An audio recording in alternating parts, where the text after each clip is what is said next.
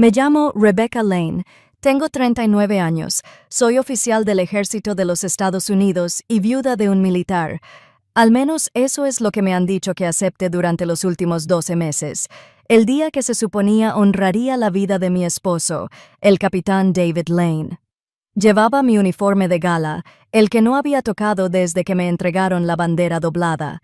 Mis botas resonaban en el suelo de piedra del salón donde se celebraba el homenaje, una sala limpia y sombría dentro del centro conmemorativo de guerra de Arlington.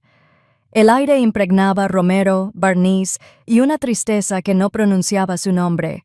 Di un paso al frente, con la mano apoyada en una corona de lirios blancos.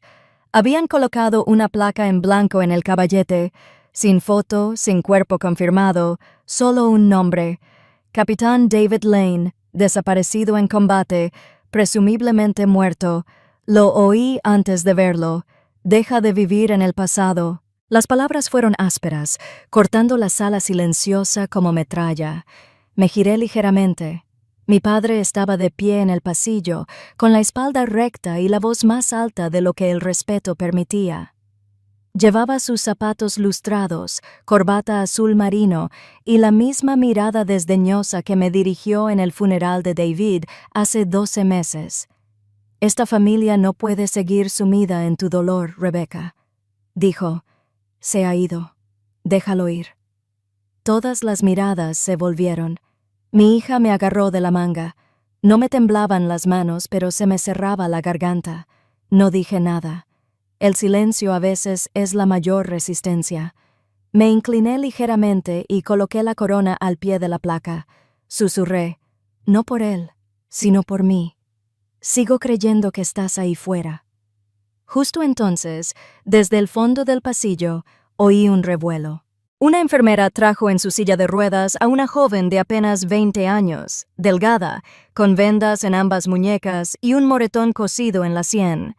Llevaba el uniforme remangado y la cuarta línea colgaba detrás de su silla de ruedas. Al principio parecía aturdida, luego me miró fijamente a través de la sala llena. Me quedé sin aliento, la sala se quedó en silencio. La chica abrió la boca. Su voz sonaba como si no hubiera hablado en días, pero cada palabra cayó como una granada. «Señora, su esposo sigue vivo». Nadie se movió. Ni siquiera el sacerdote que estaba junto al altar sabía qué hacer. La joven parpadeó lentamente, como si la luz le hiciera daño en los ojos. La enfermera la empujó hacia adelante hasta que estuvo justo al lado del podio, frente a mí.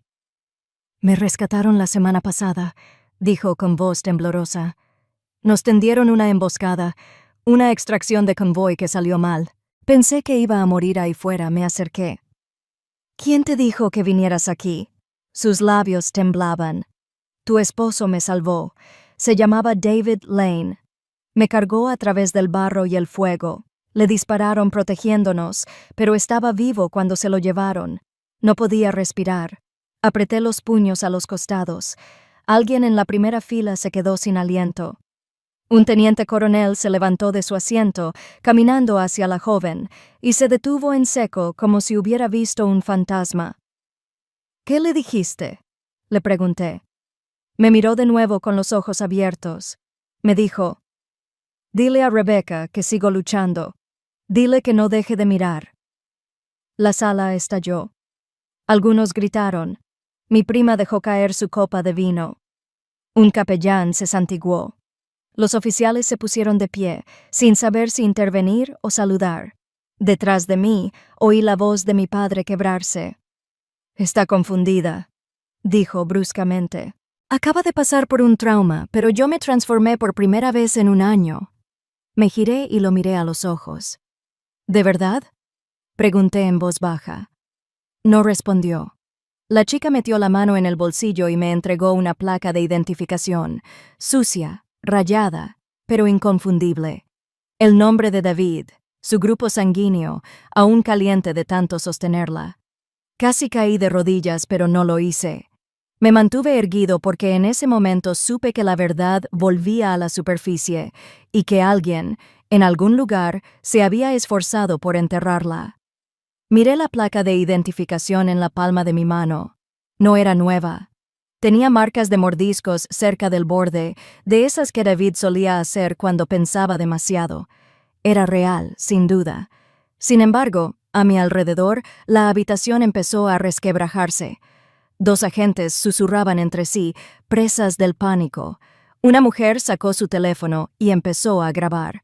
Un hombre cerca de la salida salió furioso, con el móvil pegado a la oreja, susurrando entre el ruido. Pero yo me quedé allí, inmóvil como una piedra. No lloré cuando lo declararon desaparecido. No grité cuando se enviaron las órdenes de conmemoración. No supliqué cuando mi familia me dijo, déjalo ir. Pero ahora ya no tenía que suplicar. Mi hija, Maddie, vino a mi lado. Tenía 12 años, su mano aún más pequeña que la mía, pero su voz era clara. ¿Está vivo, papá? Me arrodillé. Todavía no lo sé, cariño, pero alguien nos ha estado mintiendo. Detrás de nosotras oí un susurro. No de la multitud, sino de mi padre. Se lo está inventando, dijo. Esta chica solo busca llamar la atención. Me puse de pie y me giré lentamente. Su rostro había cambiado, ni confusión ni pena, sino miedo. Conocía esa mirada. Mi padre nunca le temió al dolor, pero sí a la exposición. En ese momento, lo vi. No le sorprendió que David estuviera vivo. Le sorprendió que alguien lo hubiera dicho en voz alta.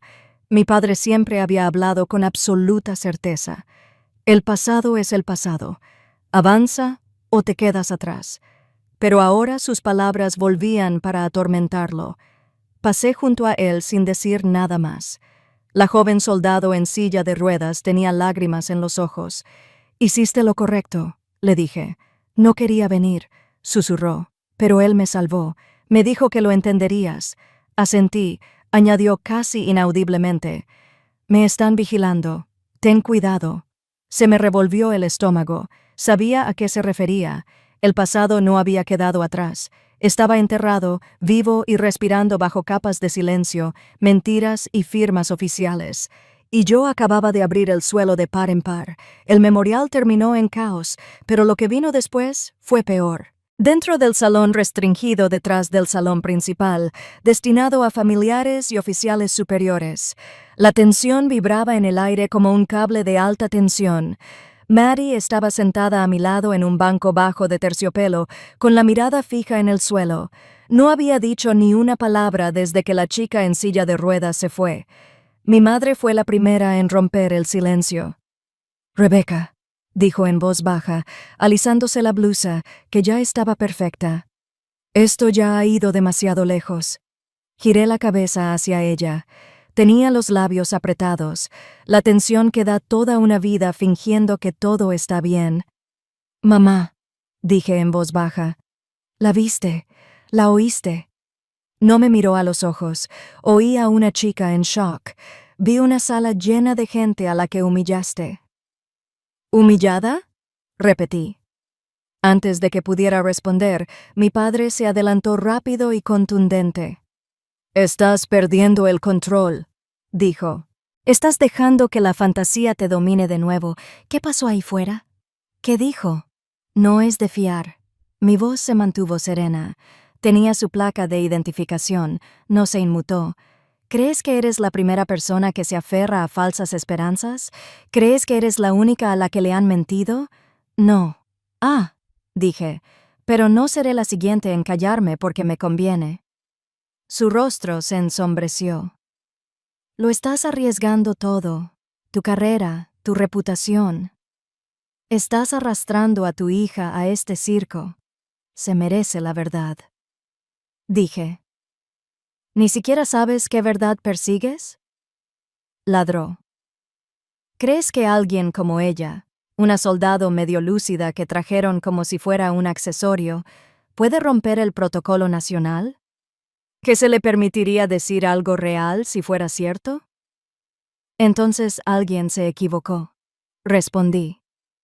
«Porque sí». Levantó las manos. «Estás cavando tu propia tumba, y lo haces de uniforme». Eso me dolió. Mi familia siempre medía el honor con medallas, silencio y obediencia. Lo llamaban disciplina. Yo lo llamaba miedo, disfrazado de tradición. No estoy cavando mi tumba, dije lentamente. Estoy cavando la verdad. Si alguien enterró a David, quiero saber quién agarró la pala. Maddie me miró. Eso era todo lo que necesitaba. ¿Estás tan seguro de que está muerto?, le dije a mi padre. Pero creo que temes que no lo esté. Silencio. Mi madre exhaló como si alguien la hubiera golpeado en el estómago. Rebecca, por favor, olvídalo. Me estás asustando. Entonces ten miedo, dije. Porque si está vivo, alguien me dejó lamentar una mentira durante 12 meses. Alguien dejó que nuestra hija llorara hasta quedarse dormida pensando que no tenía padre. Y pienso averiguar quién. Hubo un instante, luego otro. Finalmente, mi padre dijo: «Empieza a tirar de los hilos. No te gustará lo que se deshaga». Me puse de pie. Llevo un año cosido en silencio. Era hora de que algo se resolviera. Tomé la mano de Maddie, y en ese momento no me importó quién estuviera detrás de mí. Estaba lista para caminar a través del fuego para encontrar a David, incluso si lo primero que tuviera que atravesar fuera a mi propia familia. Solicité un traslado la semana siguiente. Oficialmente, fue una mudanza discreta. La mayor, Rebecca Lane, regresaba a sus raíces académicas en la Escuela de Guerra del Ejército como instructora de estrategia. Extraoficialmente, era una tapadera, un lugar donde nadie me preguntaba por qué no estaba lista para irme. Un escritorio donde nadie miraba con atención qué más tenía abierto en mi segundo monitor después del horario laboral. De día, impartía conferencias sobre distracción en el campo de batalla, operaciones de inteligencia y campañas de engaño operativo. De noche, abría los registros de casos clasificados del último despliegue de David y empecé a buscar lo único que no miente: la inconsistencia. Al principio encontré lo que esperaba: informes de acciones rutinarias, mapas digitales, correos electrónicos desinfectados, todo limpio, demasiado limpio. Entonces lo noté. La hora de una misión tenía un desfase de 10 minutos. No lo suficiente como para que a un civil le importara, pero sí para marcar la diferencia en un tiroteo. Lo suficiente como para que alguien como yo, que solía ayudar a coordinar el apoyo aéreo, se sorprendiera. Lo comprobé con los registros de radio. Tuve que recuperarlos de un servidor de respaldo tras una solicitud de investigación académica. En el registro había una transmisión marcada con un eco rojo, la señal de llamada de David, 13 minutos después de la hora oficial de su muerte. Era débil y distorsionada, pero allí estaba. No dormí esa noche. Al día siguiente, revisé el informe de recuperación. El cuerpo nunca se recuperó completo, solo restos que se cree que son de David, identificados con una placa de identificación, y restos del uniforme. Pero eso es normal en zonas de guerra. ¿Qué no era normal? Al informe le faltaba una página. Lo solicité en el archivo. Me dijeron que no faltaba ninguna. Lo que recibiste es el expediente completo. El capitán del otro lado me lo dijo demasiado rápido. Colgó antes de que pudiera preguntarle su nombre. Insistí más. Abrí el expediente personal de David, esperando ver una fecha de congelación, el día en que lo bloquearon tras su presunta muerte. Pero la congelación estaba fechada 2 semanas después del funeral. Eso no tenía sentido.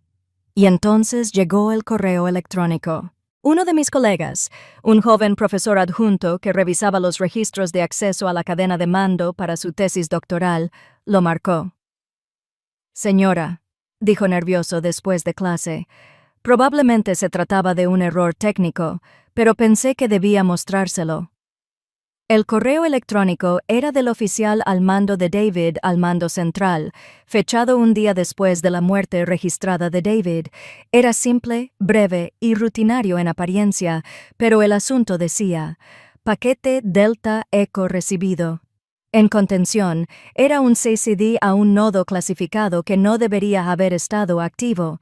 Delta Echo era un código usado para recuperación especial y el paquete nunca se refería a restos, se refería a personas.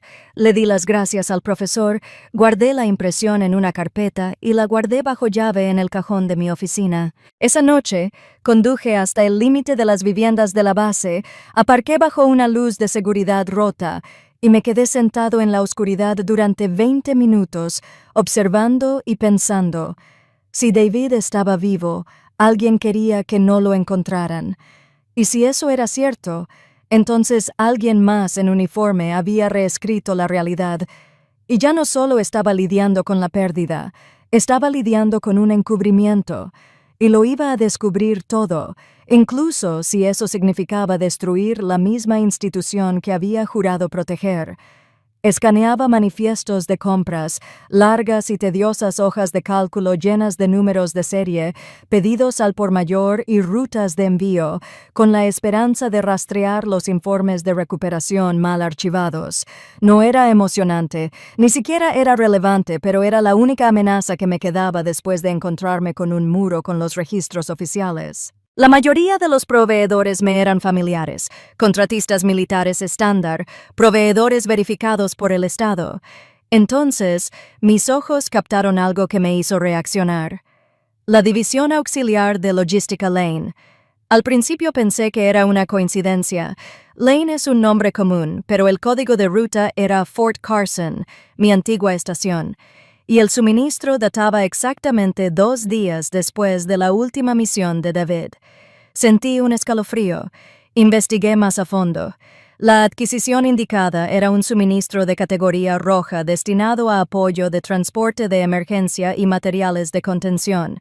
Ni alimentos ni medicamentos. Contención, ese término otra vez. Abrí el archivo de registro del contratista e ingresé el ID de la empresa en la base de datos de proveedores militares. Propietario: Franklin A. Lane. Mi padre. Mis manos se quedaron quietas sobre el teclado. Durante 1 minuto entero me quedé mirando la pantalla. No era un error, ni un registro mal archivado, ni una coincidencia de nombre. Mi padre, coronel retirado, ahora contratista de defensa, había vinculado discretamente su empresa a una ruta logística clasificada que operaba junto a la zona de despliegue final de David. Entré en el registro de facturas. Lane Logistics había gestionado 4 envíos con el mismo código de ruta en un periodo de 2 semanas tras la desaparición de David. Todos marcados como restringidos, todos firmados por alguien del mando central. Y siempre que aparecía el enlace de contacto, no era la unidad de David, era un nombre que no había visto antes. Bueno, el Grupo 6 no era una división, esa era una célula encubierta. Y mi padre, quien me dijo en el memorial que dejara de vivir en el pasado, quien exigió que dejara ir a David, había estado gestionando rutas de apoyo para el tipo de operación que jamás aparecería en los registros públicos. Sentí un nudo en la garganta, no de dolor, sino de algo más agudo. No era solo condescendencia, no era solo que él pensara que estaba rota, fue una traición. Él sabía algo, tenía que saberlo. Imprimí las páginas y las doblé en mi cuaderno de campo. No lo confronté de inmediato. Sabía que no era así. Pero todo cambió en ese momento porque no se trataba solo de un esposo desaparecido. Se trataba de la familia. Se trataba del silencio como moneda de cambio. Y se trataba de un hombre que había llevado el mismo uniforme que yo, que me había criado para creer en la verdad y el deber, vendiéndolos tras un escritorio mientras me decía que olvidara mi dolor. Esa noche, me senté solo en mis aposentos y repasé cada conversación con mi padre desde el homenaje. La forma en que apartó la mirada cuando mencioné el nombre de David, la calma forzada en su voz cuando el soldado herido habló, su negativa a siquiera preguntar quién era. Él ya lo sabía. Quizás no todo, pero lo suficiente. Lo suficiente para asegurarme de que no encontraría lo que buscaba a menos que dejara de ser su hija y volviera a ser soldado. Alguien dispuesta a dar el siguiente paso. Aunque eso significara ir a la guerra con su propia sangre, lo más difícil no fueron las noches largas ni los archivos enterrados. Fue recordar la forma de pensar de David, cómo escribía su verdad entre líneas. Saqué su vieja computadora portátil de campaña, la que me devolvieron meses después de su presunta muerte. En ese momento no la había tocado. Me sentí como si hubiera profanado un ataúd. Pero ahora necesitaba respuestas más que un cierre. El dispositivo era de fabricación militar, reforzado contra manipulaciones. Tenía autorización, pero aún así me llevó horas superar el doble cifrado. David lo había bloqueado de una forma que nunca antes había visto. 2 capas de verificación biométrica, además de una secuencia de teclas aleatoria basada en sus coordenadas de despliegue. Era excesivo, a menos que intentaras ocultar algo importante. Una vez dentro, el escritorio estaba casi limpio, sin correos electrónicos, sin informes abiertos, solo una carpeta con la etiqueta Registros de Inventario, Trimestre 4. La abrí. Se cargaron docenas de hojas de cálculo. Todas parecían manifiestos rutinarios, ayuda médica, envíos de munición, evacuación, pero David había trabajado en inteligencia de contraamenazas. No se dedicaba a la logística. Revisé cada archivo y noté un patrón en las últimas columnas de cada hoja de cálculo. Había insertado discretamente un solo carácter, a veces un punto, a veces una coma, a veces un guión. Inútil si solo leías números, pero si los extraías todos en secuencia, formaba un nombre de archivo. Hecho one last, mpp4. Estaba enterrado bajo una partición oculta. Un vídeo. El corazón me latía con fuerza al pulsar el botón de reproducción. Allí estaba, David, sin afeitar, con polvo en el uniforme y un corte superficial en el pómulo derecho. La habitación a sus espaldas parecía un búnker improvisado, paredes de bloques de hormigón, sin ventanas. Miró a la cámara con la mandíbula apretada y la voz firme. Si alguien está viendo esto, puede que esté muerto, capturado o huyendo, pero si sigo vivo, no me detendré. Apartó la mirada de la cámara brevemente y luego volvió a mirarla. Creen que si lo ocultan bajo secreto el tiempo suficiente, a nadie le importará. Pero no es solo información confidencial, son vidas, es nuestra propia gente. Respiró hondo. Hay un corredor entre las operaciones de la región 9B y Fort Hall. No es oficial, no está autorizado, pero la carga se mueve por él, sin manifiestos, sin supervisión. Lo rastreé mediante contratos con proveedores auxiliares. Están operando sitios negros bajo cobertura nacional. Se me heló la sangre. No sé quién lo protege, pero si ves esto, revisa los nombres relacionados con Lane Logistics. Ese es el punto más débil de su cadena. Hizo una pausa. Rebecca, si eres tú quien ve esto, me quedé paralizado. Perdón por no haberte dicho que no podía. Pensé que volvería antes de que se pusiera feo. Pero si no vuelvo a casa, no dejes que esto muera conmigo. La pantalla se quedó en negro. No me di cuenta de que estaba llorando hasta que las lágrimas me rozaron los nudillos. David no había muerto en combate. Había desaparecido buscando la verdad, y quienes contribuyeron a su desaparición estaban usando el nombre de mi familia para ello. Permanecí sentado en la oscuridad un buen rato, respirando en silencio. Las piezas encajaban. Su silencio, la indiferencia de mi padre, los informes que faltaban, la niña anónima en silla de ruedas. David no solo había desaparecido, lo habían borrado. Y ahora tenía su voz, ahora tenía la razón. Y si seguía vivo en algún lugar, ya no solo buscaba esperanzas, buscaba pruebas. Y no me detendría. Vi el segundo video 4 veces. Estaba escondido bajo un archivo de caché mal llamado, protegido por un protocolo de doble autenticación que David me había enseñado años atrás, cuando ambos éramos cadetes intentando impresionar a nuestros profesores. En esta ocasión, David no hablaba a la cámara. Sin advertencias, sin despedidas, solo imágenes sin editar. Una reunión privada en una sala de hormigón. 4 hombres y una mujer, todos vestidos de civil. pero sabía interpretar el lenguaje corporal. Y no eran civiles. En la pared del fondo, una pizarra mostraba la fecha y la ubicación. Camp Fenwick, un centro clandestino no oficial que ambos habíamos investigado años atrás y que, según nos habían dicho, estaba clausurado. Los metadatos del video confirmaron la fecha, solo 6 días antes de la desaparición de David. El audio era nítido. La carga llegará al puesto de control de Holston. Lane Logistics se encarga del resto. No se necesita autorización formal, y a los agentes los rotamos bajo cobertura humanitaria. Etiquetas de ONG. Desactivamos las comunicaciones antes de que crucen la línea, y luego no compartimos las coordenadas. Ya tuvimos un pequeño problema con una fuga de comunicaciones la semana pasada. Si vuelve a ocurrir, detuve el video.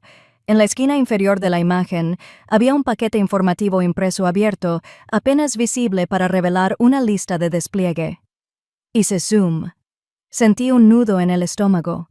Nombres de las unidades, indicativos de llamada, coordenadas GPS en tiempo real y, en la parte superior, impreso en rojo, activo, no duplicar. David había capturado una brecha de seguridad nacional, una auténtica, y ahora estaba en mis manos.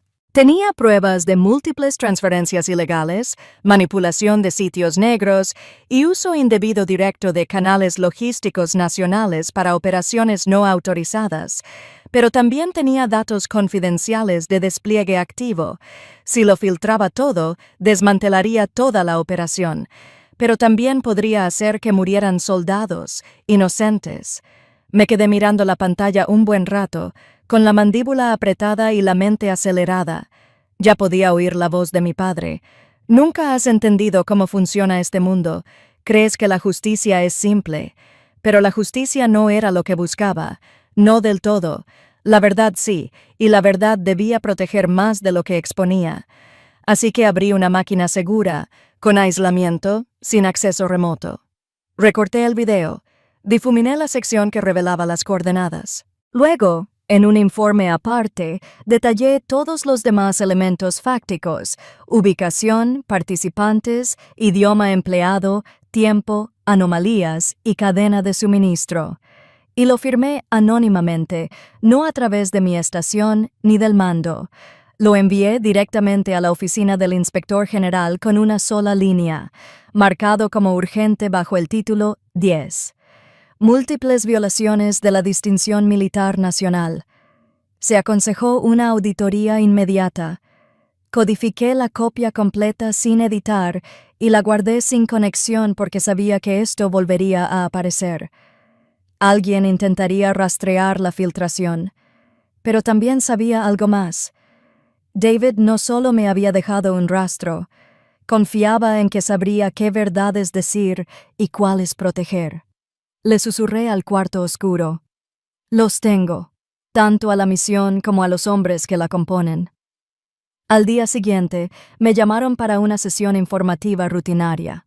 Pero no había nada rutinario en ello, y al hombre que entró en la habitación para interrogarme, lo había visto en ese video. Conduje toda la noche para encontrarla. La sargento Mariana Pérez, de 28 años, herida en combate, se encontraba bajo observación civil temporal en un hospital de veteranos a 2 estados de distancia. Los registros de traslado estaban sellados.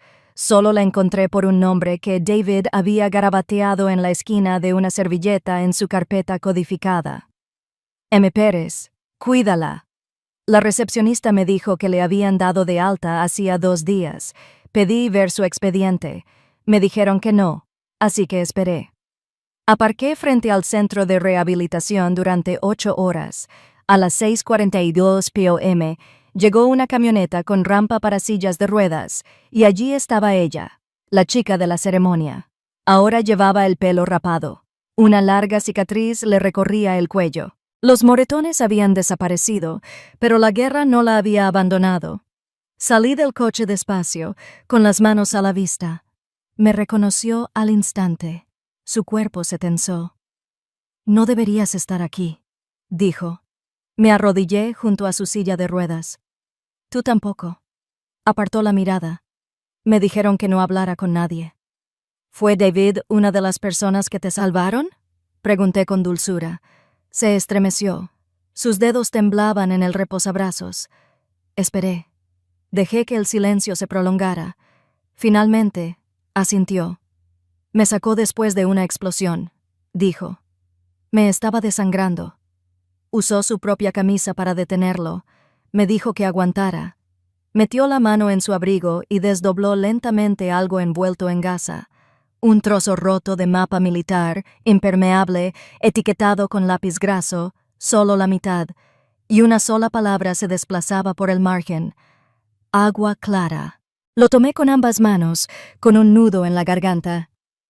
¿Dónde está el resto?, dijo ella. Me dijo que si pasaba algo, se lo diera a su esposa. Dijo que eras la única en quien confiaba. Algo dentro de mí se quebró. La miré directamente a los ojos. ¿Había dicho a dónde iba? Pero dijo que no había terminado y que estaría vigilando la ruta norte, sea lo que sea que eso signifique.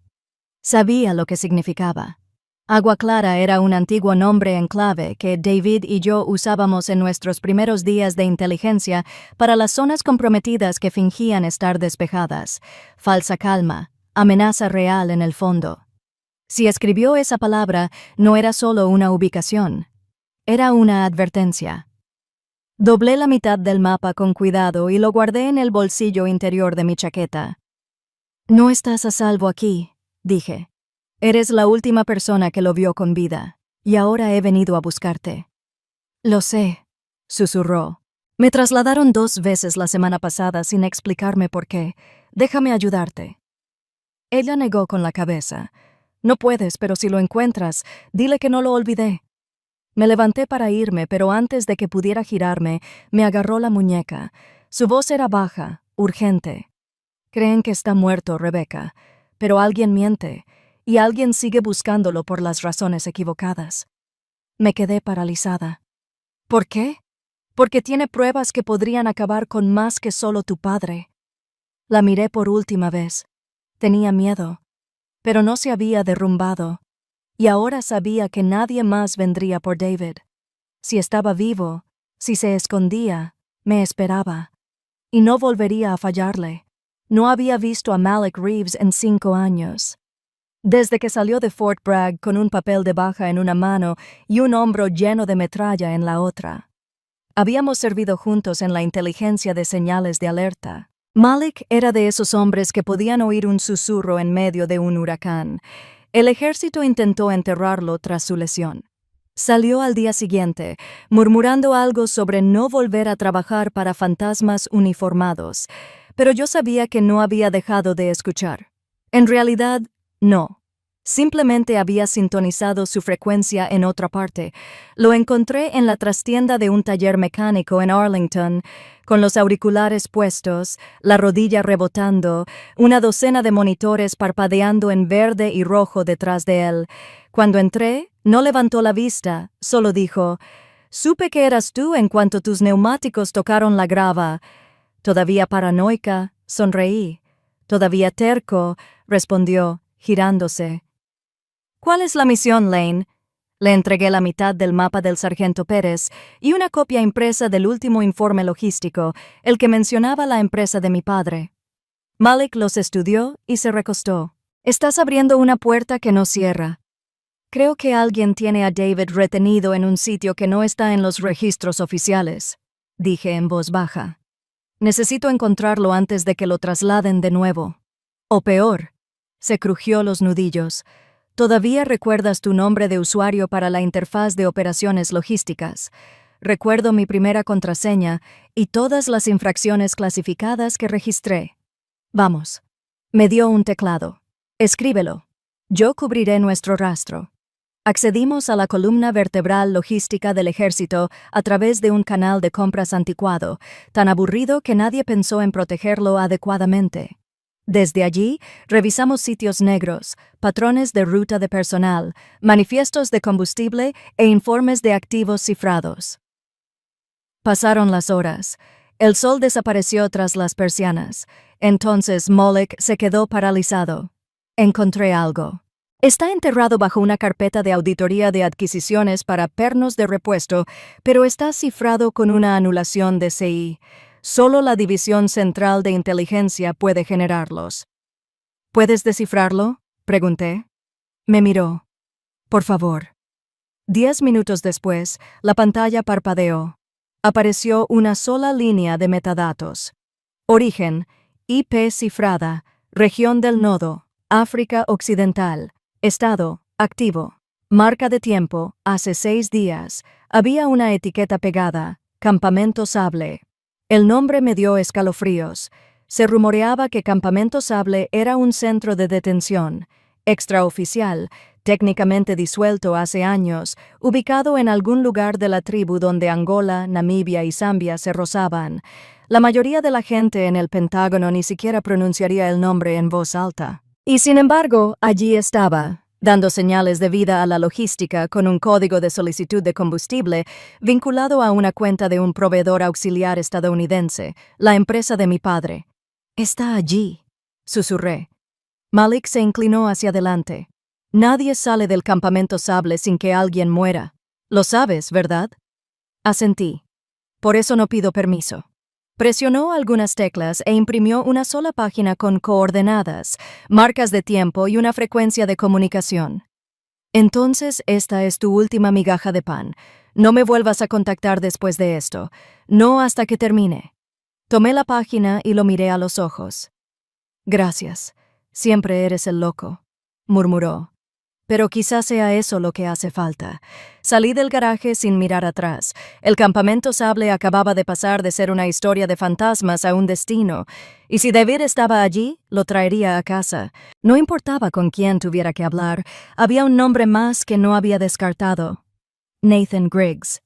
Trabajaba como especialista civil en integración de datos para Lane Logistics, la empresa de mi padre. Tranquilo, inteligente.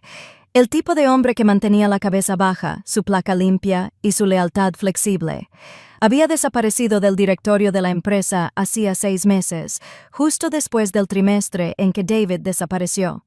Lo encontré trabajando en el turno de noche en un centro regional de mantenimiento de servidores a las afueras de Norfolk.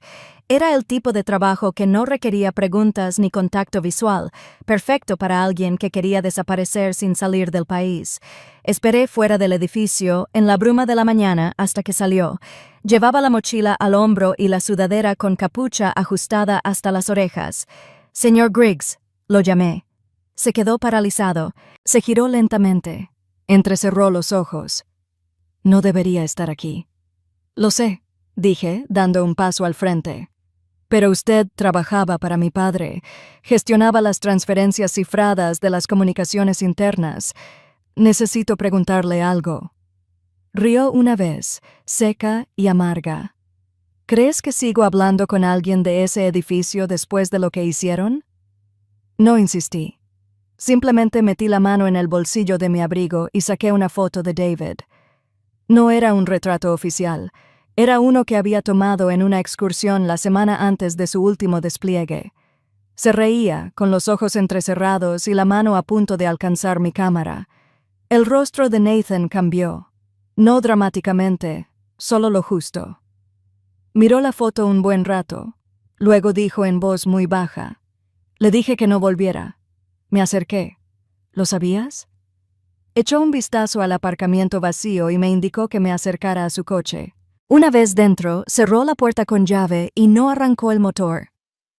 «Me pidieron que borrara toda referencia a la Operación Kingswell», dijo en voz baja. «No solo de la logística militar, sino también de contratos privados internos, manifiestos de movimiento, entregas de combustible, codificación de suministros médicos». Pero David Lane detectó las inconsistencias antes de que se completara el borrado.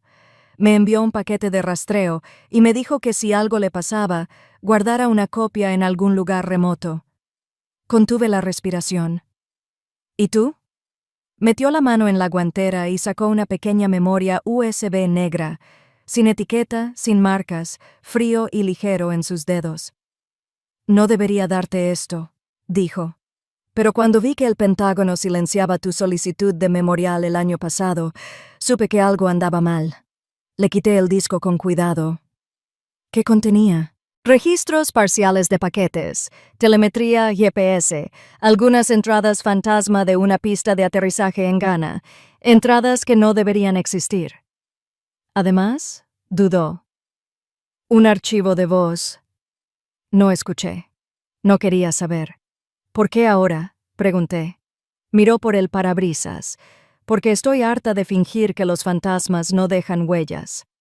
Al bajar del coche, me detuvo con una última advertencia. Ten cuidado.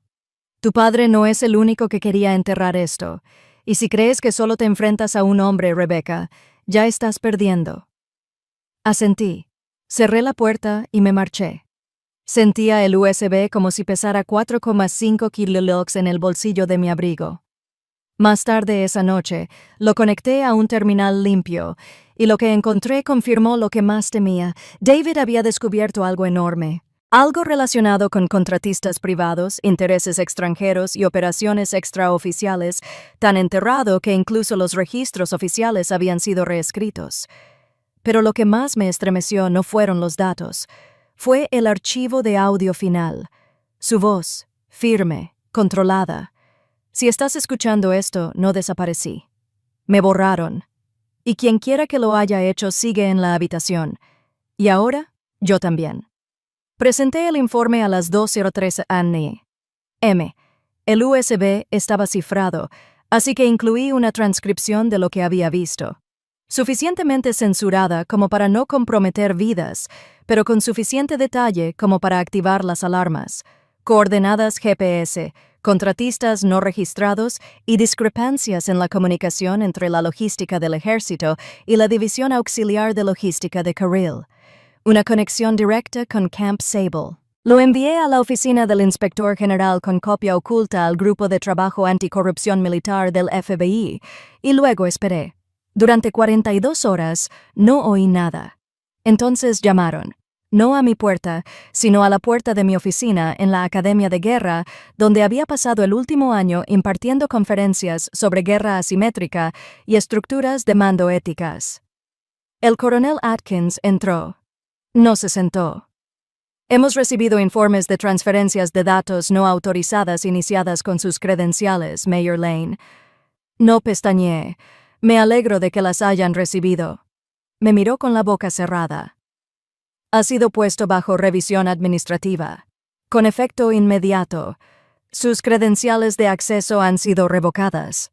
Por favor, recoja sus cosas y abandone las instalaciones antes de las 16:10. Podría haberle reclamado mi rango. No lo hice. Simplemente asentí. Abrí mi cajón y guardé mis pocas pertenencias. Fotos de David, una copia de Clausewitz y una pequeña brújula que me regaló una vez en mi mochila. Sin saludos, sin palabras. Salí mientras el viento arreciaba en los campos de entrenamiento. Los cadetes estaban en plena instrucción. Yo también recordé estar allí una vez, con las botas nuevas y la espalda recta, creyendo que la justicia era cuestión de rango y reglas. Sonreí con amargura. Hacía mucho tiempo. Mi madre llamó esa noche, susurrando como si nos estuvieran observando. Rebecca, ¿qué has hecho? Tu padre está furioso. Dice que intentas destruirlo. No respondí porque no se trataba de él. Se trataba de lo que él había ayudado a construir y su coste. Y sin embargo, incluso sentado en mi tranquila cocina esa noche con un aviso de suspensión en mi bandeja de entrada y sin acceso a mi antigua red, no me sentí solo. Me sentí tranquilo. David dijo una vez: la lealtad solo es noble cuando se da libremente. Cuando se impone, se convierte en complicidad. Ahora lo entendía. Durante años había sido leal a una institución que me pedía que hiciera la vista gorda. A mi familia, que usaba el silencio como palanca, a un padre que usaba la vergüenza como arma y la llamaba liderazgo. Se acabó. A la mañana siguiente, entré en una oficina de asuntos públicos en Washington, D.C., y programé una reunión con un periodista militar al que solía informar durante mi tiempo en CENTCOM. Nos reunimos en una cafetería, en terreno neutral. No le conté todo lo innecesario, solo lo suficiente para que fuera imposible enterrar. Lo suficiente para que alguien se fijara en Camp Sable, lo suficiente para que en Lane Logistics se sorprendieran. ¿Seguro que quieres que esto salga a la luz?, preguntó. Esto se podría poner feo. Lo miré a los ojos. Ya es feo. La diferencia es que ahora es visible. Al salir con el peso de mi placa, ahora desactivada, aún apretada en el bolsillo, pensaron que suspenderme me haría desaparecer. No se dieron cuenta de que ya llevaba un año siendo invisible, una viuda, un fantasma, un problema que había que ignorar. Ahora era testigo, y no había terminado de hablar. Presenté la moción amparándome en la Ley de Mejora de la Protección de Denunciantes, artículo 115. Me tomó 3 semanas, 2 consultas legales y lo último que me quedaba de reputación militar para sacarlo adelante. Pero finalmente conseguí la audiencia, una sesión a puerta cerrada con el Comité de las Fuerzas Armadas del Senado, a la que asistieron investigadores federales seleccionados, asesores legales y oficiales de supervisión militar. El tipo de audiencia que no televisan, la que creen que la gente olvidará. No olvidarían esta. Me puse mi uniforme de servicio, no por orgullo, sino para recordarles que lo había llevado con integridad mucho antes de que mi padre lo convirtiera en un contrato. Al entrar en el salón, el aire se sentía más nítido y más tranquilo. Al final de la mesa estaba sentado mi padre, el coronel Stephen Lane, retirado, condecorado, intocable hasta hoy. No me miró. Al principio no, simplemente estaba sentado, con las manos cruzadas sobre un folio de cuero, sin insignias, solo una corbata azul pálido, y esa mandíbula tan familiar apretada. Era la misma expresión que tenía el día que David fue declarado desaparecido en acción, la misma mirada que me dirigió en el memorial cuando me entregaron una bandera doblada, y murmuró que el dolor era debilidad. Ahora sabía por qué. Me acerqué a la mesa central y coloqué 3 carpetas. Marqué copias de los materiales que había entregado, redacté los registros operativos, las facturas de los contratistas, las órdenes de movimiento del campamento Sable, el archivo logístico original con la subdivisión logística de carriles en la sección de apoyo civil, cada una sellada con un código interno y rastreable hasta la cadena de mando de mi padre. Me dieron 10 minutos. No necesité más. Hablé con claridad. Honorables miembros, considero que la cadena de mando que supervisa la operación Marea Sable fue comprometida a través de canales logísticos privados bajo el control del coronel Stephen Lane. El uso de contratos auxiliares, la contabilidad falsificada y la supresión de misiones de recuperación indican no solo incumplimiento del deber, sino también manipulación estratégica para obtener beneficios personales y políticos. Aún así, mi padre no se inmutó hasta que lo miré a los ojos. El coronel Lane no solo sabía que mi esposo, el capitán David Lane, estaba vivo tras el supuesto fracaso de la misión, sino que se benefició del encubrimiento posterior. Respiró hondo. El senador Ulrich, que presidía la sesión, se inclinó hacia adelante. «El capitán Lane está vivo», asentí una vez. «Por eso estoy aquí». Fue entonces cuando mi padre finalmente habló. Su voz era baja pero cortante como una cuchilla oxidada. «Eres mi hija». No pensé que llegarías tan lejos. Lo miré fijamente. «Tienes razón.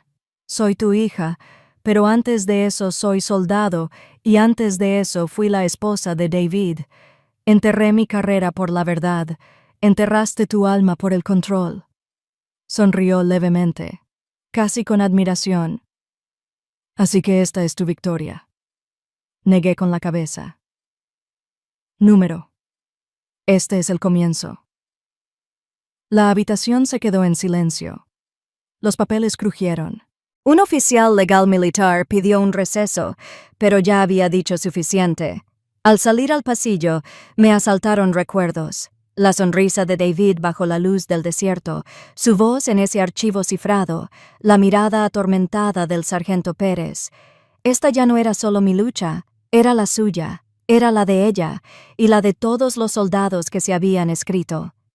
Parecía un inconveniente, siempre había vivido a la sombra de mi padre. Pero hoy, Me convertí en la tormenta que no podía contener. No nos enseñaron a luchar en un tribunal. En el ejército nos enseñaron el terreno, los ángulos, los cuellos de botella. Pero en esta habitación, aireada y estéril, no había argumentos convincentes, solo objeciones de procedimiento y disputas sobre la cadena de custodia. No necesitaba ganar a lo grande, solo necesitaba lo suficiente para generar dudas, lo suficiente para quebrantar su silencio, lo suficiente para que volvieran a pronunciar el nombre de David en presente. Empecé con el mapa. El medio mapa que me había dado el sargento Pérez era viejo, arrugado, manchado, anotado con un código que solo alguien como David usaría, pero coincidía con un cuadrante restringido del campamento Sable, un cuadrante que no figuraba en ninguno de los diseños oficiales presentados por Logística Conjunta.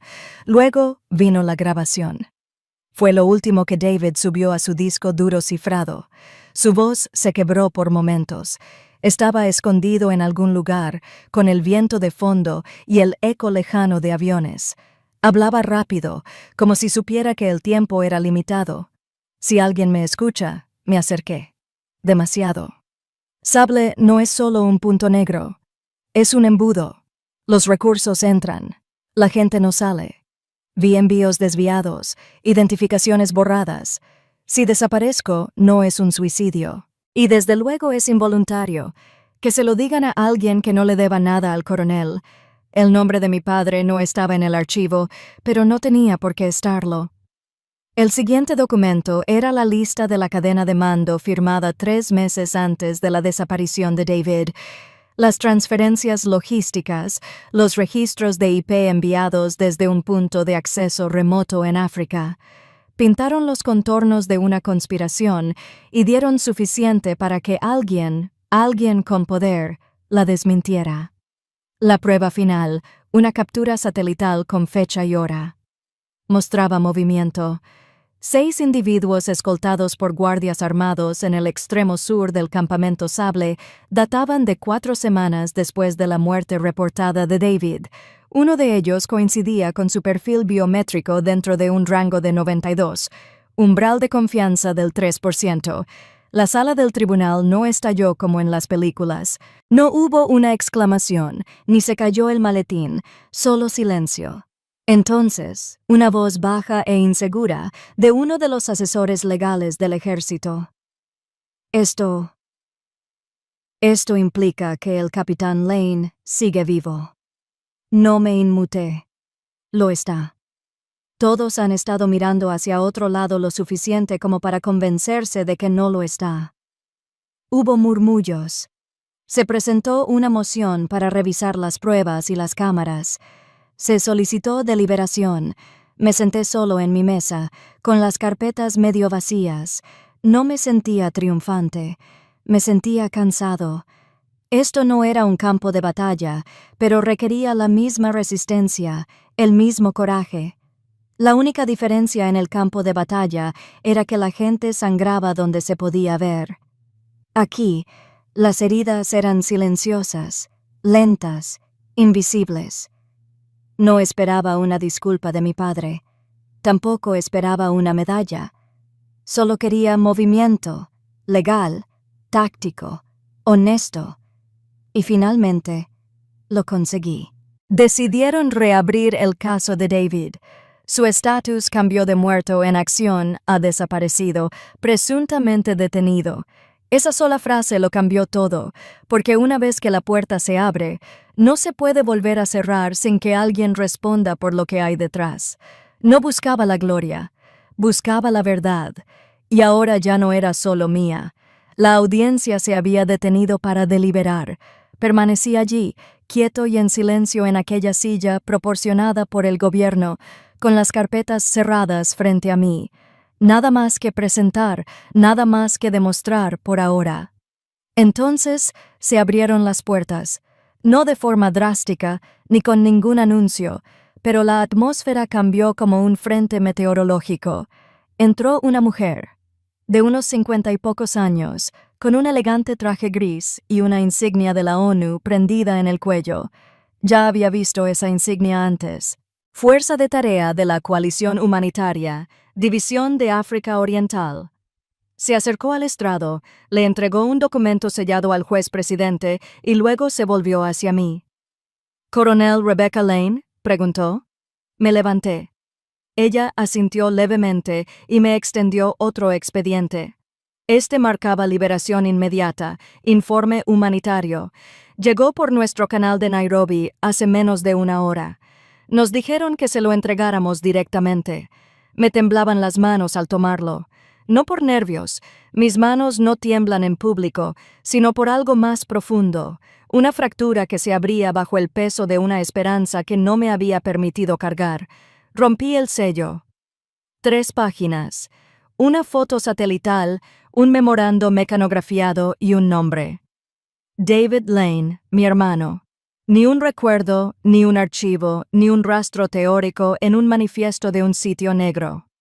Vivo. Lo habían encontrado. El informe parecía ficción. Un recinto no autorizado de la milicia había sido asaltado durante una operación conjunta de un convoy médico humanitario en un sector sin gobierno del Sahel. 7 detenidos fueron rescatados, algunos retenidos durante meses, otros durante años. Uno se había identificado semanalmente como el capitán David Lane, del ejército de EU. Los médicos que lo atendían no reconocieron el nombre, pero uno de los cooperantes estadounidenses, un hombre mayor que sirvió en Fort Bragg, sí lo reconoció. Está en un vuelo a Ramstein ahora mismo.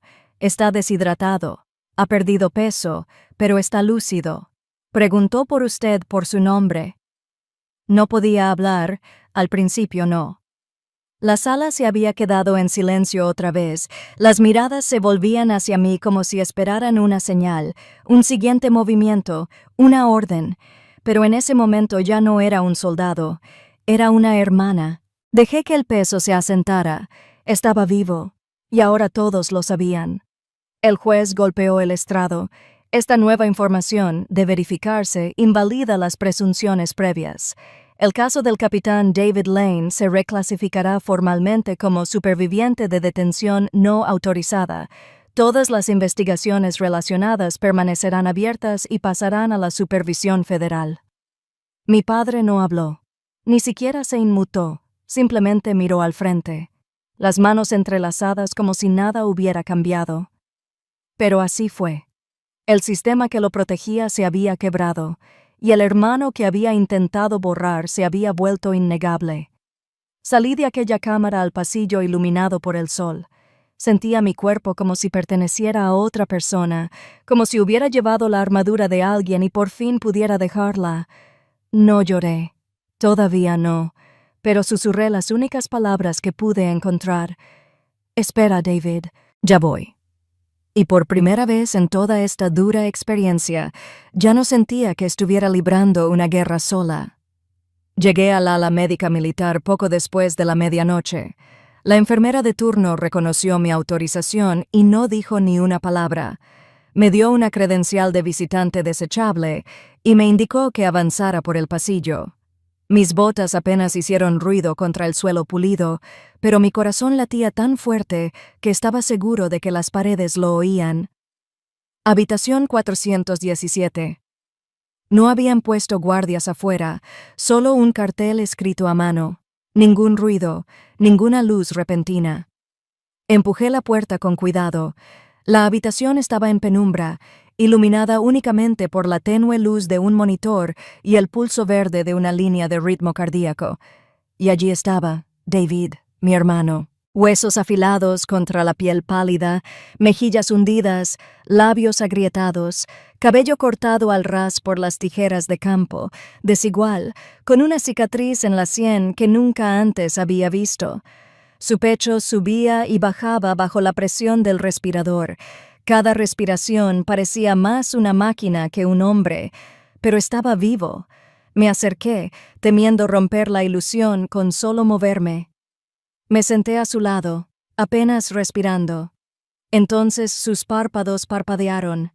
Volvió la cara lentamente hacia mí. El ojo más cercano a la luz se abrió lo justo. Sus labios se movieron. Ningún sonido. Me incliné más cerca, y en el silencio entre los cables y las máquinas, lo oí. Men Roy. Me quebré, no externamente, no con ruido, pero algo se quebró en el centro de mi pecho. Extendí la mano para cogerla. Sentía como papel envuelto sobre madera astillada, pero apretaba. Débil, vacilante, pero ahí estaba. «Aguantaste», susurré. «Maldito testarudo». Intentó sonreír. Salió más como un tic, pero supe lo que significaba. «Tengo tu video», dije. «El que dejaste escondido». Lo seguí hasta el final. Su mirada no se movió, pero se le llenaron los ojos de lágrimas. «Encontré a la sargento Pérez», añadí.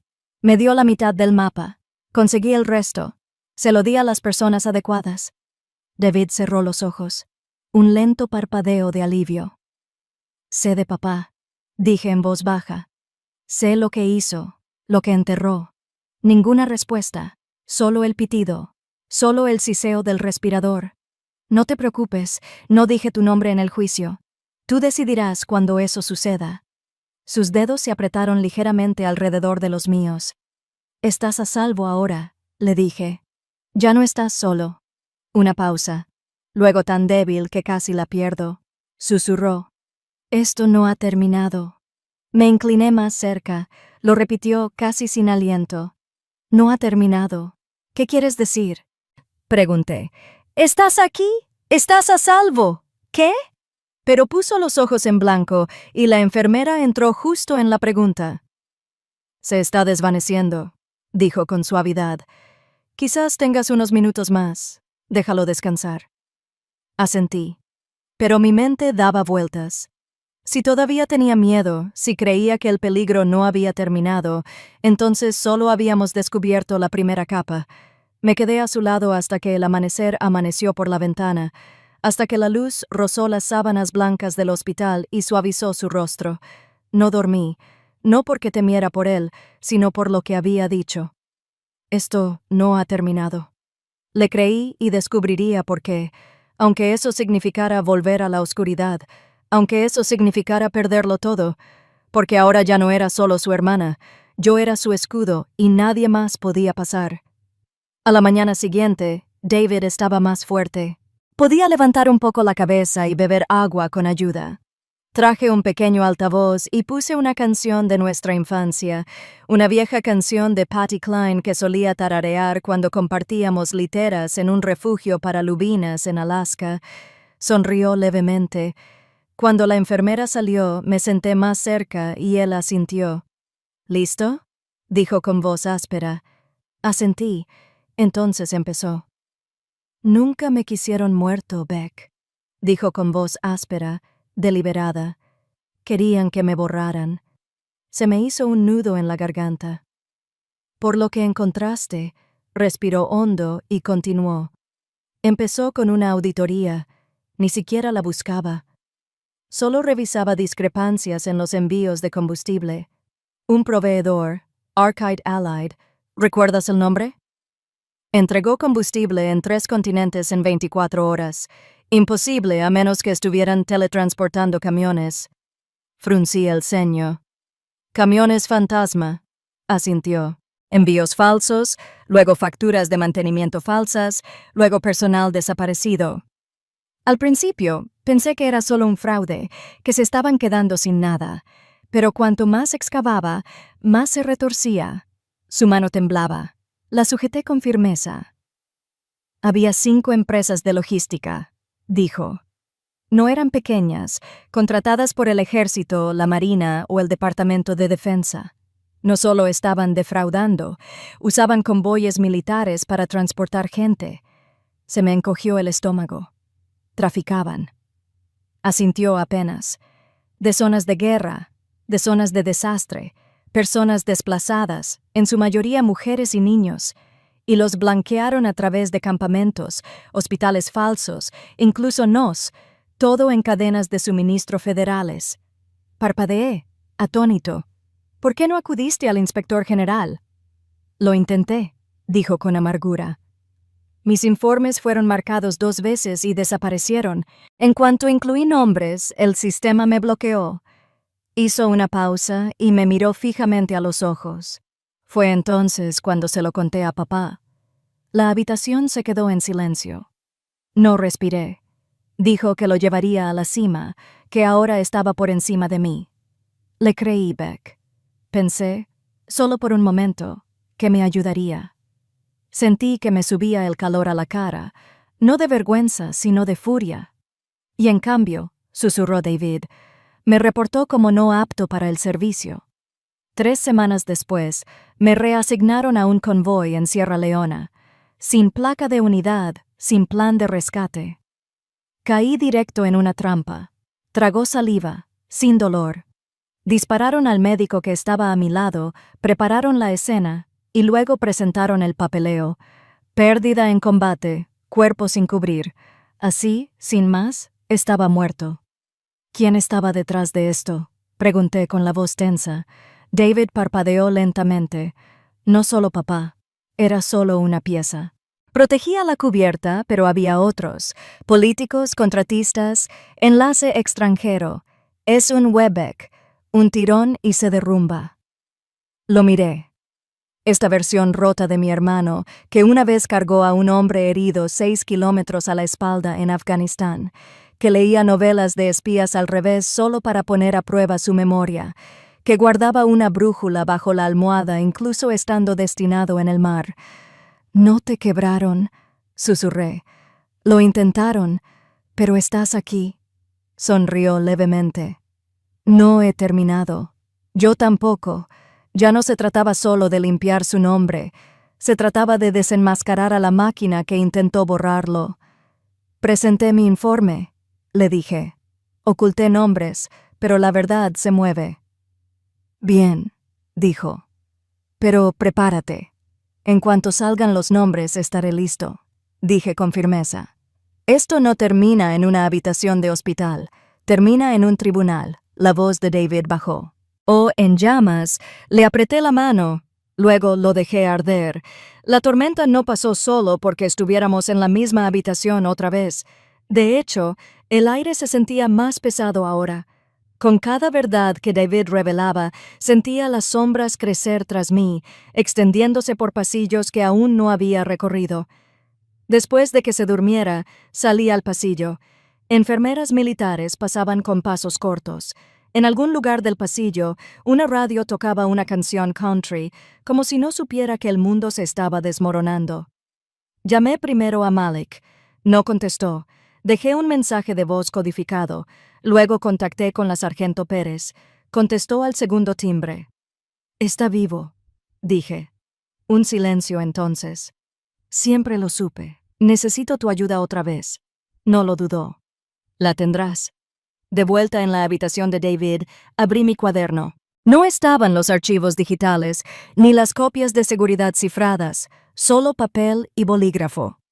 Lo que sabíamos, lo que podíamos probar, lo que aún faltaba. Dibujé un círculo y escribí 5 nombres, 5 empresas que David había vinculado con la operación de tráfico. Arcite Allied, Polaris Systems, Calder Logistics, Greystone Bridge y J-Vector International.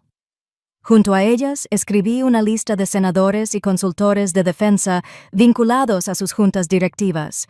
Parecía un quién es quién de los expertos de Washington y Langley. En el centro de la red, la frase «Campamento Sable» y una delgada flecha apuntando hacia mi padre. La primera batalla había sido encontrar a David.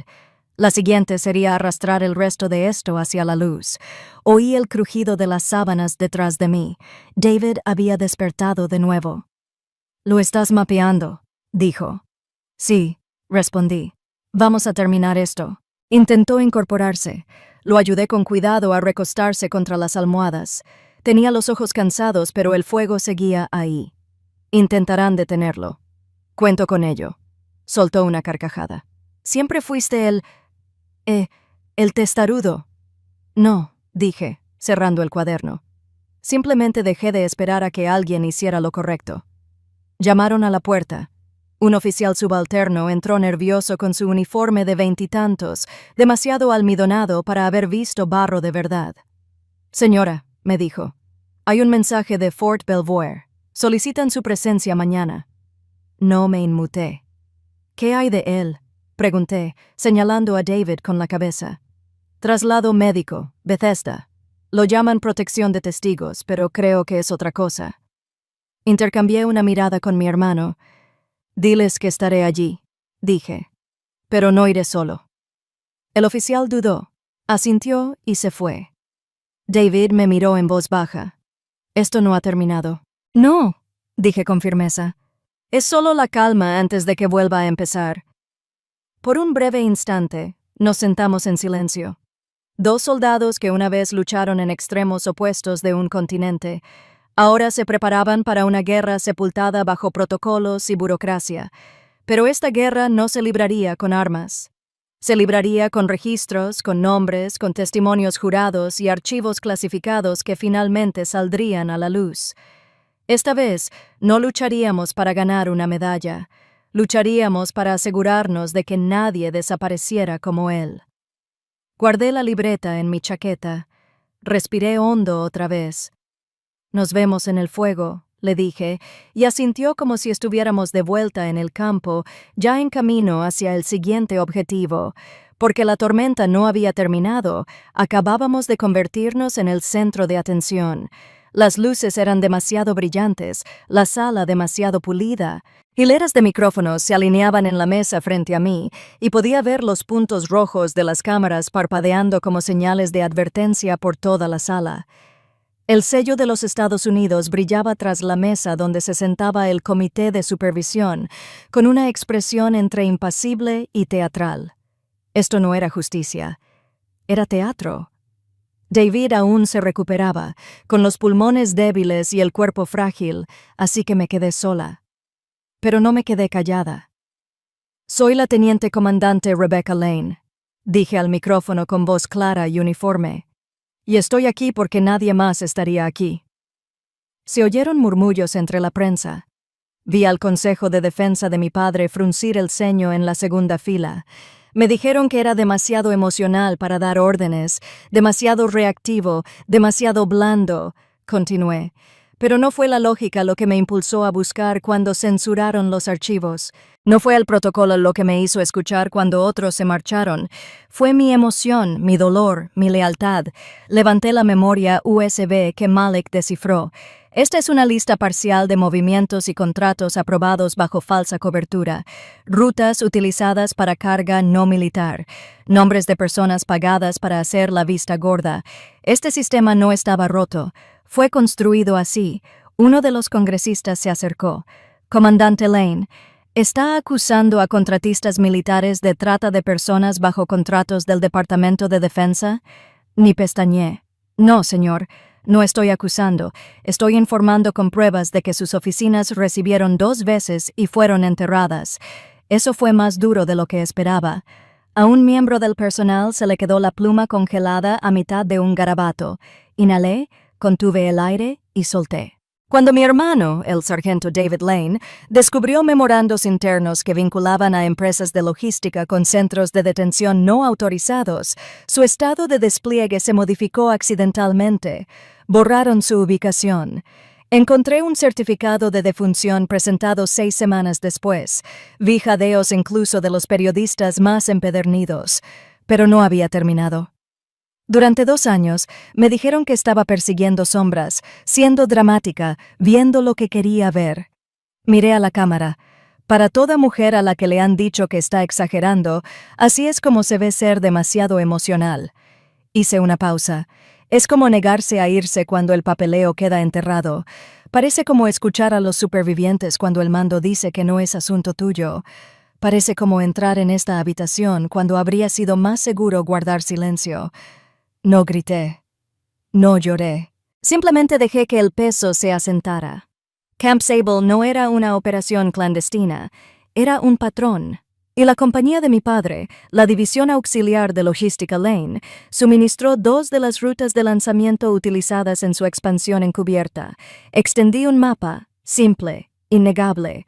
Señor presidente, dije, no estoy aquí solo como soldado ni como hermana, estoy aquí como testigo, testigo de lo que sucede cuando se manipula la lealtad, cuando se usa el honor como máscara. Una mujer uniformada sentada junto a un general de 3 estrellas susurró algo. No respondió. Me miraba fijamente, sin pestañear. Cerré mi carpeta. No necesito que me crean, dije con firmeza. Solo necesito que el expediente sea público. El presidente carraspeó. Este comité hará un receso para su revisión y se reunirá de nuevo a las. No me quedé hasta el final de la frase. Al salir, los flashes de la prensa iluminaron los pasillos de mármol. No me detuve, no posé, no sonreí. Había permanecido solo, pero no en vano, y esta vez no podían decir que no lo sabían.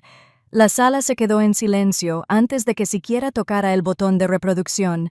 Podía sentirlo, ese silencio que te aprieta la garganta antes de un himno fúnebre. El comité de supervisión se había reunido de nuevo después del almuerzo. Sus corbatas estaban más rectas, sus rostros más firmes. Tal vez pensaron que ya se había dicho lo peor. Se equivocaban.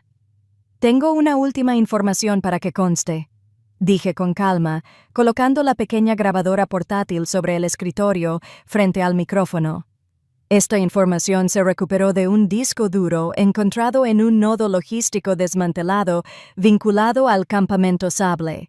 Contiene el audio de un interrogatorio no autorizado. La voz que oirás al ser interrogado es la de mi hermano. Algunas cabezas se giraron, algunas cejas se alzaron. Presioné play, al principio solo estática. Luego, la voz de David, apenas audible. Ya presenté el informe. Llegas tarde. Luego, una voz baja, suave, profesional, un correo sin prisas. Lo presentaste, estaba cifrado, pero interceptamos la cadena. Nadie sabe que está aquí, así que hablemos de nuevo, sargento.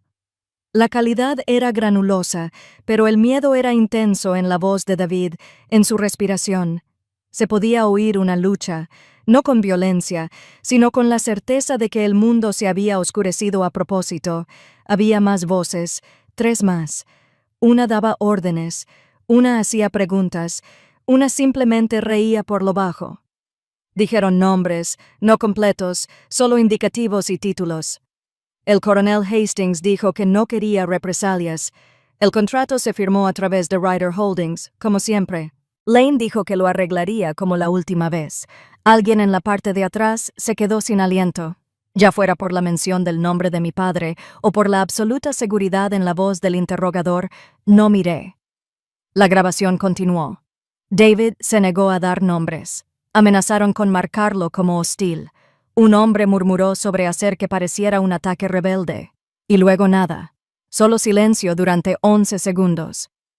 Esa fue la parte que más me impactó. La nada. Cuando el audio se apagó, nadie se movió. Miré a mi alrededor. Un senador se tapó la boca con la mano. Un miembro del personal parpadeó demasiado rápido para ser indiferente. Otra mujer, consultora civil del Departamento de Defensa, tenía lágrimas en los ojos, pero no se las secó. Entonces, suave pero inconfundiblemente, la senadora Elena Wren de Georgia susurró, «¡Dios mío!». No miró a nadie. Simplemente lo susurró como una oración que nunca quiso decir en voz alta. Me incliné hacia el micrófono. Mi voz no tembló. Esa grabación tiene 3 años. Lingüistas independientes han identificado las voces y las han comparado con las listas de despliegue. Envié los metadatos, los verificamos, y la voz de mi hermano coincidía. Hice una pausa. Recuperé el peso. Lo que acabas de escuchar no debería haber sobrevivido. Sobrevivió porque David cree que alguien, cualquiera, escucharía. No creer, solo escuchar. El presidente se aclaró la garganta, pero no pronunció palabra alguna. No estoy aquí para vengarme, añadí. Estoy aquí para que los que siguen uniformados, los que siguen encadenados, rindan cuentas. La reportera del Atlantic dejó caer el bolígrafo. Lo oí tintinear. Nadie habló. Recogí los documentos, la memoria USB, la botella de agua vacía. Miré fijamente la fila donde mi padre se había sentado esa mañana. Su asiento estaba vacío. «Te lo dije», me dije, más para mí que para nadie. No pueden borrarlo. Y salía un silencio mucho más fuerte que un aplauso.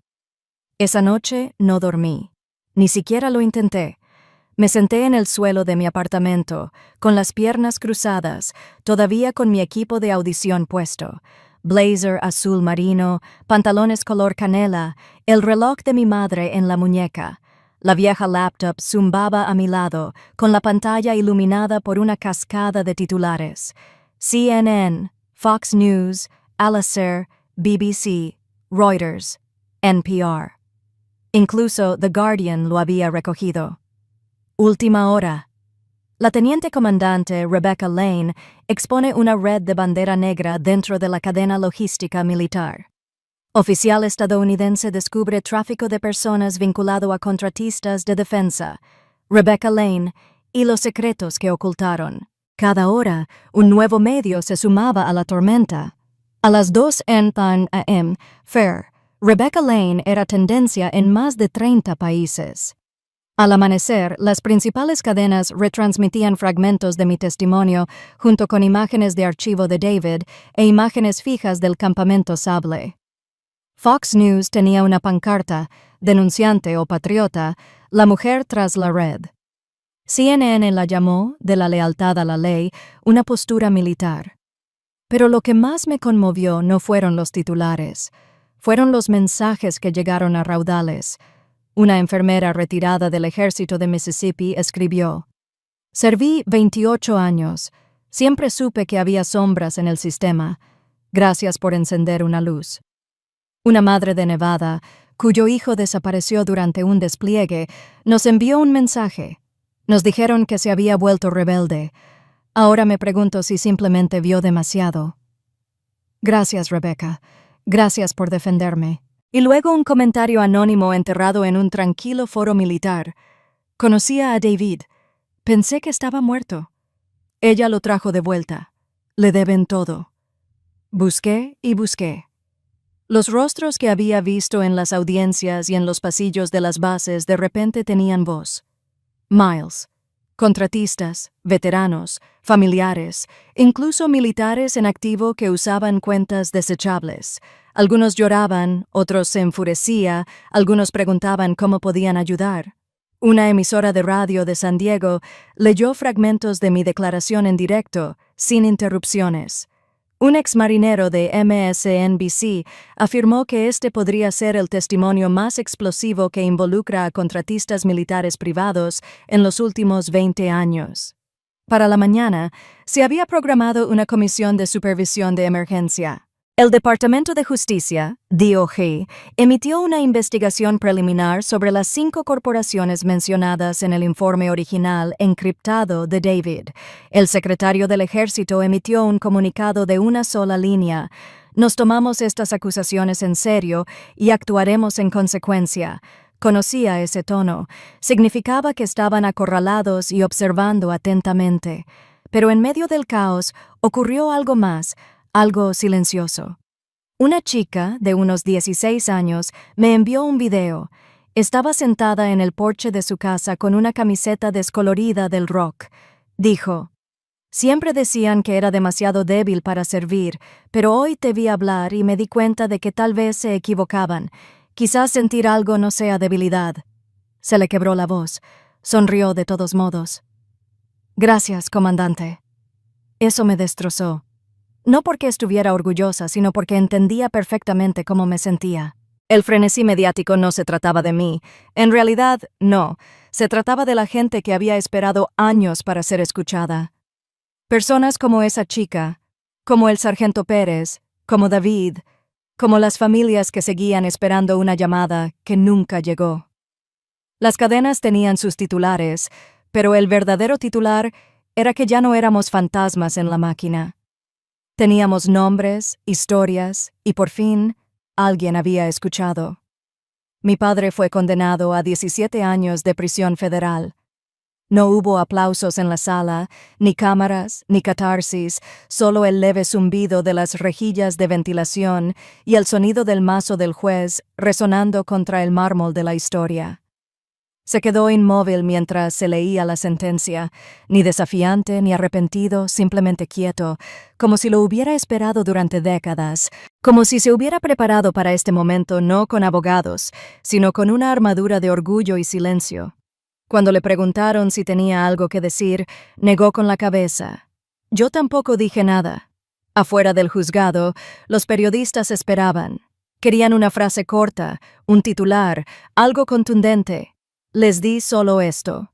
La justicia no se trata de venganza, se trata de responsabilidad. Entonces pasé junto a ellos. No me sentí victorioso. En realidad, no sentí nada, ni odio, ni alegría, ni siquiera alivio, solo una especie de calma, como exhalar tras aguantar la respiración demasiado tiempo bajo el agua. Sabía lo que había hecho mi padre. Sabía que había lastimado a la gente, traicionado su juramento, enterrado la verdad bajo su rango y reputación. Y sabía que había intentado hasta el final mantener el control de la historia, pero ese día no tuvo la última palabra. Yo sí. Durante años, mi padre manipuló sistemas y personas para servir a una versión del orden que le beneficiaba. Una vez, cuando era cadete, me dijo: "La estructura gana guerras, no la emoción. Deja tu debilidad en la puerta".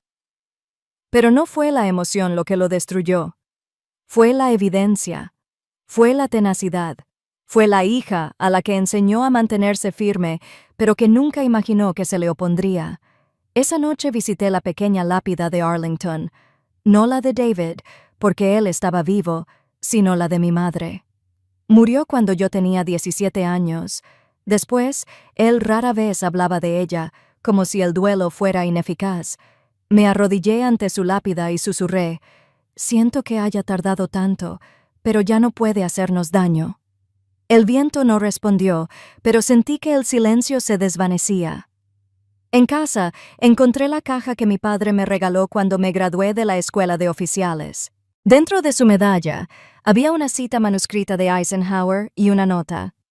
"Dirige con cuidado, pero dirige". Me quedé mirando la letra un buen rato. Luego encendí una cerilla. No quemé el metal que no me correspondía destruir, pero quemé la nota porque ya no necesitaba su permiso para dirigir. El sistema tardaría en arreglarse.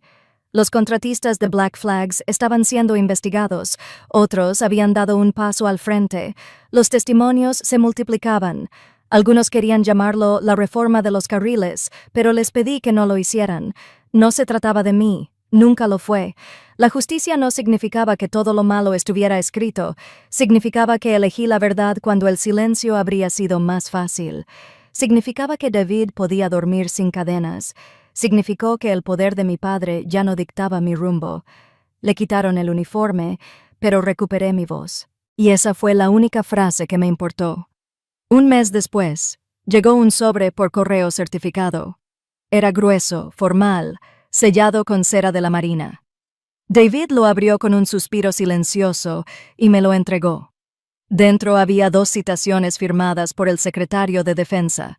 A cada uno de nosotros se nos concedió la medalla al servicio distinguido. Las palabras fueron precisas, burocráticas, cargadas con el peso de la guerra y el silencio. Por nuestra conducta excepcional al exponer operaciones ilegales que ponían en peligro al personal militar y a la población civil estadounidense. Por nuestra valentía bajo presión institucional y por defender los valores de las Fuerzas Armadas de Estados Unidos. Había una invitación a una ceremonia en el Pentágono, con decoraciones televisadas de gala que entregaría un general de 4 estrellas. David me miró con expresión indescifrable. Luego dijo: "¿Quieres ir?". Pensé en ello, en la ovación de pie, los flashes, el silencioso murmullo de nombres recuperados y reputaciones restauradas, y entonces negué con la cabeza. "No", dije, "ya hemos hecho lo más difícil". Asintió una vez, y ahí terminó todo.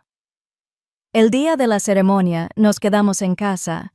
Era una tarde cálida en Virginia, de esas donde la luz se siente como la miel y la brisa trae la suave quietud del cambio de estaciones. David se sentó en la silla de madera que había repintado meses antes de saber que estaba vivo, Antes de todo, aún se recuperaba, tenía los pulmones débiles, le temblaban las manos de vez en cuando, pero estaba allí. Preparé 2 tazas de té. Trajo la manta. Nos sentamos en el porche bajo la pérgola blanca que había construido años atrás, cuando todo era más sencillo. Los crisantemos blancos que planté durante el despliegue florecieron a nuestras espaldas, frágiles, pero desafiantes. No hablamos mucho, no hacía falta.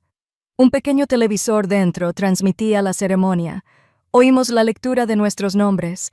Recitaron nuestras menciones solemnes. Aplausos. Mi rostro no apareció. El suyo tampoco.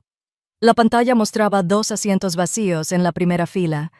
Alguien susurró que debimos haber perdido el vuelo, pero la verdad es que no nos perdimos nada, simplemente no lo necesitábamos.